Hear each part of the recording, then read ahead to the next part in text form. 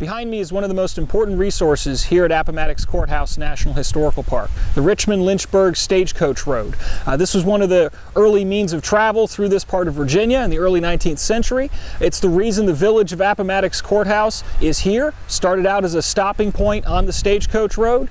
It's also the reason the armies end up arriving here at Appomattox Courthouse.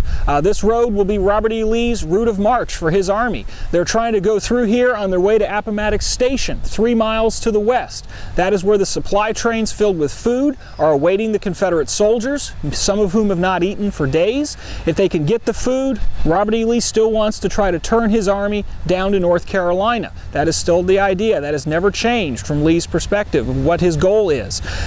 The control of this road is going to be key the next morning on April 9th of 1865, when just here to the west, during the Battle of Appomattox Courthouse, Federal infantry will block this road and bottle the Confederates up right here in this area. With the road closed, there's nowhere to go, and Robert E. Lee will surrender his army that afternoon to Ulysses S. Grant at the McLean House.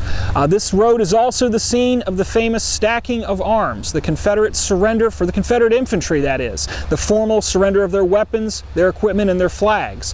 That will take place on April 12th, 3 days after the surrender, and the road has changed its appearance quite a bit since then. Imagine not a nice dirt path, but a sea of mud from fence to fence. The Confederate soldiers will be coming in from my left across the Appomattox River as their camp.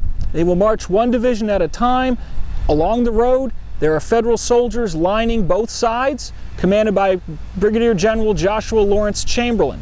And when General Chamberlain sees the first group of Confederates under General John B. Gordon approaching up this hill to my left, he will order his soldiers to come to attention and to shoulder arms. He does this as a sign of respect, and some would say a salute to the former enemy.